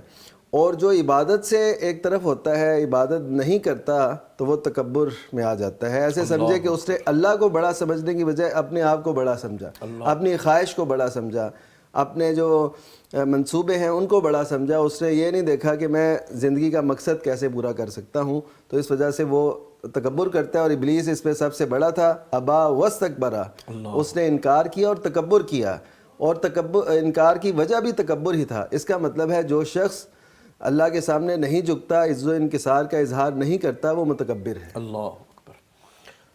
شیخ یہ فرمائیے کہ انسان عبادت کرنے سے شیطان کے حملوں سے بھی بچ جاتا ہے, ذرا اس کو ڈیفائن کریں. جی, شیطان جو ہے وہ انسان کا ازلی دشمن ہے. وہ اللہ تعالیٰ فرماتے ہیں کہ شیطان تمہارا دشمن ہے اور اس کو اپنا دشمن ہی سمجھو. میں آپ کی بات مکمل کرواتا ہوں. ایک کالر ہے, پلیز ہم کالر لیں لیں. جی السلام علیکم. وعلیکم السلام جناب, کیسے مزاج ہے, خیر و عافیت سے؟ یہ پوچھنا چاہتے ہیں کہ کبیرہ گناہ کون کون سے ہیں؟ جی ٹھیک ہے, بہت شکریہ. ہم ابھی مفتی صاحب سے پوچھتے ہیں. مفتی صاحب فرمائیے گا. کبیرہ گناہوں میں سے جو احادیث مبارکہ میں متعدد گناہ آئے ہیں, میں تھوڑی سی وضاحت کر دیتا ہوں. کبیرہ گناہوں میں سب سے پہلے تو شرک ہے, الاشراک باللہ, پھر والدین کی نافرمانی, پھر جھوٹی گواہی, قتل نفس یعنی کسی جان کو قتل کرنا, جادو, یہ کہانت, اور غیبت, چغلی, یعنی وہ گناہ جن کے کرنے پر وعید آئی ہے. صحیح. اسی طرح جھوٹی قسم اٹھانا, اسی طرح جو اپنی شلوار یا پینٹ وغیرہ مرد حضرات وہ ٹخنوں سے نیچے رکھیں. اچھا, اسی طرح اور بہت سی ایسی باتیں. اچھا, چغلی کرنا, قطع تعلقی کرنا, جیسا کہ اللہ تعالیٰ نے ان کے بارے میں اور نبی کریم صلی اللہ علیہ وسلم نے فرمایا ہے. اور اسی طرح چغل خوری کرنا, کسی کو کسی کے خلاف بھڑکانا, اسی طرح کسی کو مذاق کا نشانہ بنانا, اسی طرح اپنے جو ہے نا معاملات میں ایفائے عہد نہ کرنا, اسی طرح جب کسی سے لڑائی جھگڑا ہو تو فسق و فجور پہ اتر آنا. تو یہ سارے گناہ جو ہے نا یہ کبیرہ گناہوں میں, اور اس کی تقریباً وہ امام شمس الدین ذہبی رحمہ اللہ نے الکبائر کے نام سے ایک کتاب بھی ترتیب دی ہے. جی. تو اس میں یہ سارے گناہ جو ہے نا وہ ہیں, اور اس میں یہ ہوتا ہے کہ جن کے بارے میں وعید آئی ہے اور جن کے لیے توبہ لازم ہوتی ہے وہ ہوتے ہیں گناہ کبیرہ. اور ہمارے اس معاشرے میں جو کبیرہ گناہ ہے, جیسے نظر کا صحیح استعمال نہ ہونا, گانا سننا, ٹھیک ہے, اور اسی طرح فحش گوئی اور فحش دیکھنا, یہ ہمارے اس معاشرے میں جو پھیلے گناہ ہیں ان میں سے کبیرہ گناہوں میں سے یہ آتا ہے. کالر ہے ایک اور جی ہمارے لیے. جی السلام علیکم ورحمۃ اللہ. وعلیکم السلام ورحمۃ اللہ. مولانا عبدالعزیز صاحب میاں والی سے. جناب کیسے ہیں آپ, ٹھیک ہیں؟ الحمدللہ خیر و عافیت سے ہیں. آپ کا بے حد شکریہ, آپ نے ہمیں کال کی, اور آپ احباب کی کال سے ہمیں حوصلہ ہوتا ہے کہ آپ پیغام ٹی وی کو دیکھ رہے ہیں مسلسل, ماشاءاللہ. ہاں نہیں ماشاءاللہ, وہ سامنے لگا ہوا تھا اور وہ سکون آیا تو میں نے. ماشاءاللہ ماشاءاللہ. جی جی فرمائیے. تو میں عرض کر رہا تھا کہ اپنا اس سال صدقہ فطر گندم کے لحاظ سے کتنا طے پایا ہے جی؟ جی ٹھیک ہے, ابھی پوچھتے ہیں ہم مفتی صاحب سے. بہت شکریہ. جی وہ تقریباً جو گندم کا ریٹ چل رہا ہے تو 100 روپیہ یا اس کے لگ بھگ وہ یہ ہوگا, لیکن یہ یعنی کلو کے حساب سے تو یہ تقریباً 300 کے لگ بھگ ہوگا. صحیح. جی ابھی تک ظاہر ہے وہ فطرانے کا باقاعدہ وہ حساب تو نہیں ہوا, لیکن یہ ہے کہ 300 کے لگ بھگ ہوگا. بہتر. جی آپ فرما رہے کہ شیطان کے واروں سے بچنے کے لیے عبادت کے کیا معاملات ہیں اس کے. شیطان جو ہے وہ انسان کا کھلا دشمن ہے, اور شیطان انسان کے اندر اس طرح دوڑتا ہے جس طرح خون جو ہے وہ انسان کے اندر چل رہا ہے, دوڑ رہا ہے. اور شیطان سے جو ہے وہ پناہ بھی مانگی گئی ہے, یعنی کہ دعائیا کچھ کلمات بتائے گئے ہیں کہ جن سے آپ شیطان سے اپنا اس کے وسوسات سے, اس کے بہکاوے سے, اس کے پھسلاوے سے آپ بچ سکتے ہیں. ربی اعوذ بک من ہمزات الشیاطین واعوذ بک ربی ان یحضرون. اے اللہ میں شیطان کے وسوسات سے پناہ مانگتا ہوں تیری.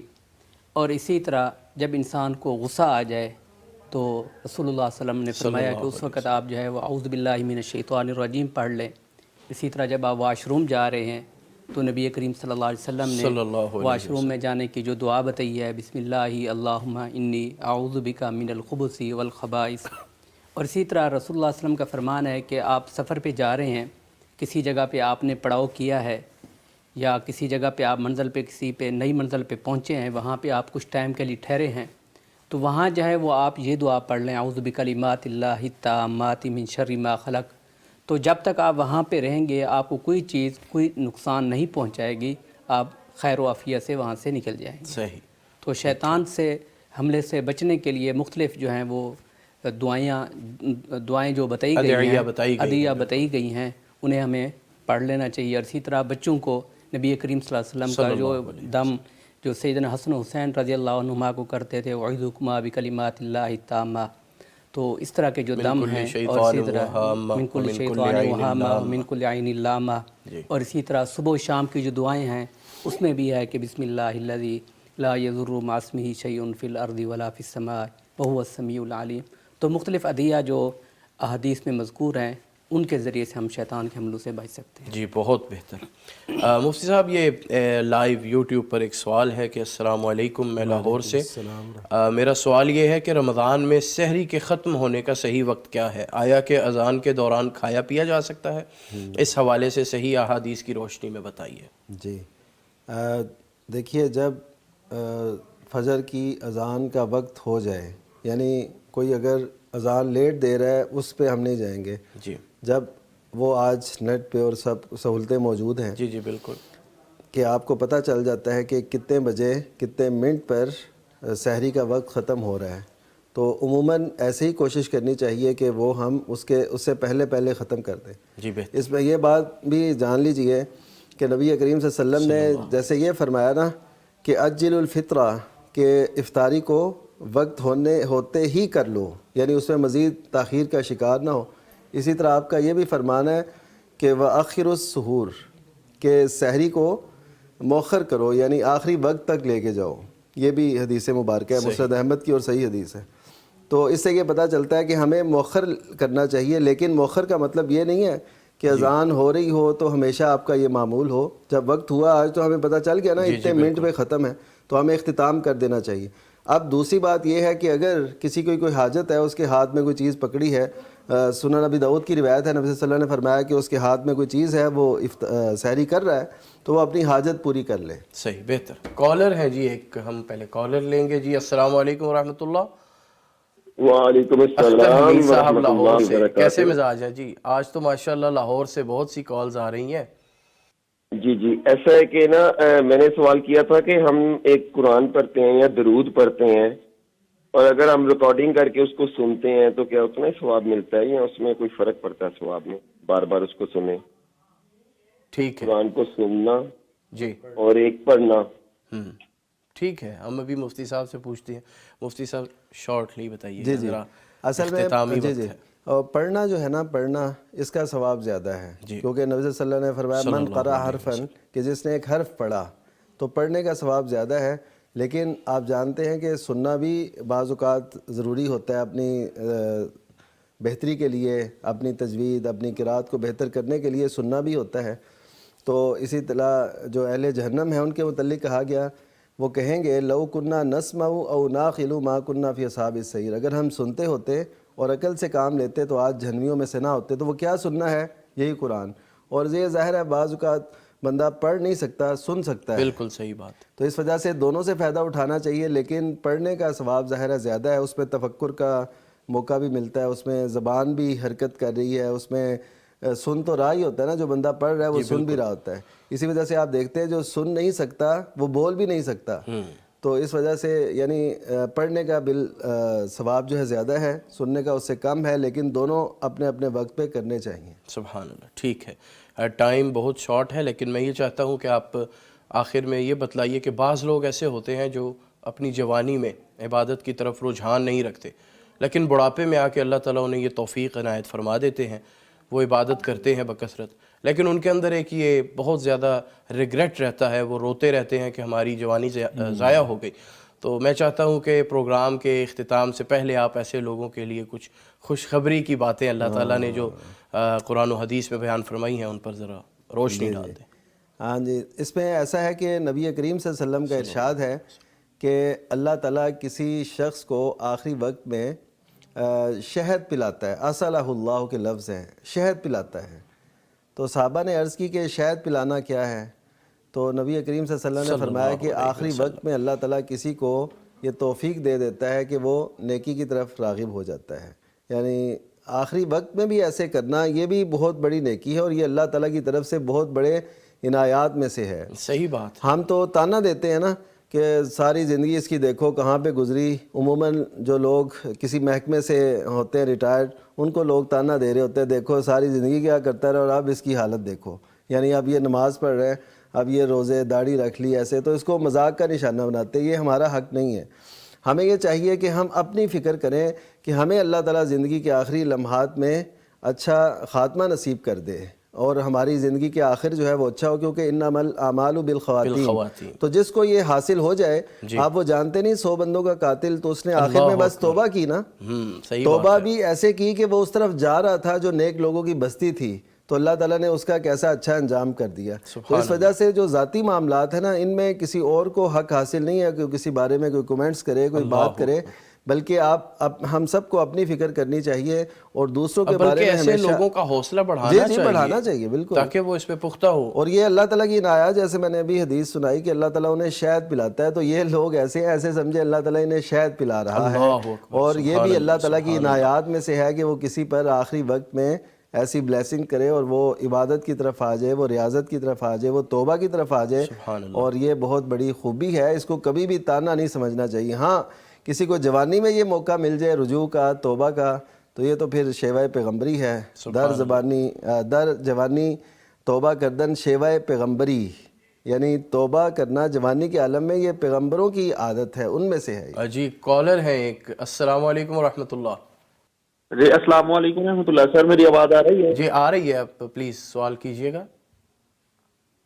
سر ہم پسرور سے بات کر رہے ہیں، تو یہ ہماری ایک عزیزہ ہے، وہ پوچھتی ہے کہ روزہ ٹوٹنے سے کیا کفارہ ہے ایک روزے کا؟ ٹھیک ہے جی مفتی صاحب فرمائیے گا۔ جی روزہ ٹوٹنے کی کچھ وجوہات ہو سکتی ہیں۔ ایک تو دیکھیے کہ کسی بیماری کی وجہ سے روزہ ٹوٹا، اس پہ تو کوئی کفارہ نہیں ہے، وہ بعد میں رکھ لے گا، ٹھیک، کسی تکلیف کی وجہ سے۔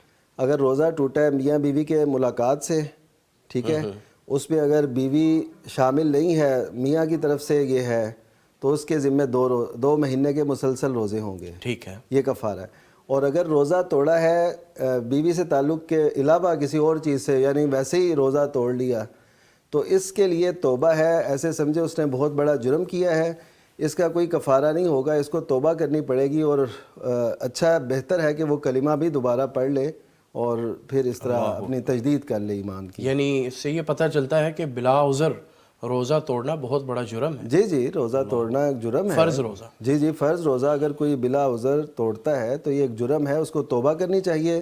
اور جو میاں بیوی کے تعلق قائم ہو جائیں، اگر دونوں شریک ہیں تو دونوں کو، اگر ایک کی طرف سے زبردستی ہے تو ایک کو۔ صحیح۔ نفلی روزہ جو ہے ہاں نفلی روزہ، جی نفلی روزہ، جی اس کی تو ہے، اس کی گنجائش ہے، وہ کسی دعوت پہ کوئی آپ سے کہے تو آپ اس کو کھول سکتے ہیں۔ ٹھیک ہے جی ناظرین، برکات رمضان سحر ٹرانسمیشن آج آپ دیکھ رہے ہیں، اور اس بابرکت سحر میں ہم نے عبادت کے مقاصد پر روشنی ڈالی ہے کہ عبادت محض ایک رسم نہیں بلکہ بندگی کی معراج ہے، اور روح کی بالادگی کا ذریعہ ہے، اللہ تعالیٰ کے تقرب کا ذریعہ ہے، نفس کی تربیت کا ذریعہ ہے۔ میں اختتام پر ان مبارک لمحات میں فضیلت الشیخ مفتی محمد نعمان فاروقی صاحب کا اور فضیلت الشیخ عمر وزیر صاحب کا شکریہ ادا کرتا ہوں۔ آپ لوگ پیغام ٹی وی کے سیٹ پر تشریف لائے، اور میں اختتام پر فضیلت الشیخ مفتی محمد نعمان فاروقی صاحب سے گزارش کروں گا کہ وہ ان لمحات میں دعا کریں۔ اس کے ساتھ ہم اپنے پروگرام کو ختم کریں گے۔ الحمدللہ رب العالمین، لا الہ الا هو الحلی الکریم، سبحان اللہ رب العرش العظیم، اللہم لک الحمد کلہ ولک الشکر کلہ، اللہم لک الحمد کما ینبغی لجلال وجہک ولعظیم سلطانک، اللہم لا احصی ثناء علیک انت کما اثنیت علی نفسک، اللهم صل على محمد وعلى آل محمد كما صليت على إبراهيم وعلى آل إبراهيم إنك حميد مجيد. اللهم بارك على محمد وعلى آل محمد كما باركت على إبراهيم وعلى آل إبراهيم إنك حميد مجيد. ربنا ظلمنا أنفسنا وإن لم تغفر لنا وترحمنا لنكونن من الخاسرين. ربنا لا تزغ قلوبنا بعد إذ هديتنا وهب لنا من لدنك رحمة إنك أنت الوهاب. رب اغفر وارحم وأنت خير الراحمين. رب اغفر وارحم وأنت خير الراحمين. ربنا هب لنا من أزواجنا وذرياتنا قرة أعين واجعلنا للمتقين إماما. یا اللہ ہمارے گھروں میں سکون نصیب فرما دے، ہمیں آپس میں پیار محبت نصیب فرما دے، تو ہم سے راضی ہو جا. یا اللہ یہ سحری کے وقت اٹھنا، یہ ماؤں بہنوں بیٹیوں کی طرف سے یہ خدمات اپنے گھر والوں کی یا اللہ قبول فرما لے. یا اللہ جو لوگ روزہ رکھ رہے ہیں ان کو ان کے مقاصد کو پورا کر کے اپنا تزکیہ کرنے کی توفیق نصیب فرما. یا اللہ تو ہم سب سے راضی ہو جا، یہ ٹوٹی پھوٹی باتیں اپنی بارگاہ میں قبول فرما لے. آمین. یا اللہ مشکلات دور فرما دے. ربنا تقبل منا انك انت السميع العليم وتب علينا انك انت التواب الرحيم. وصلى الله تعالى على خير خلقه محمد وعلى آله وصحبه اجمعین برحمتک یا ارحم الراحمین. آمین. اسی دعا کے ساتھ ہمیں دیجیے اجازت، کل ایک نئے ٹاپک کے ساتھ حاضر خدمت ہوں گے. اللہ حافظ و ناصر. یہ مہینہ عالیشان ہے، یہ رحمت کا جہاں ہے، خوشیوں کا سما سمیٹ لا برکات رمضان.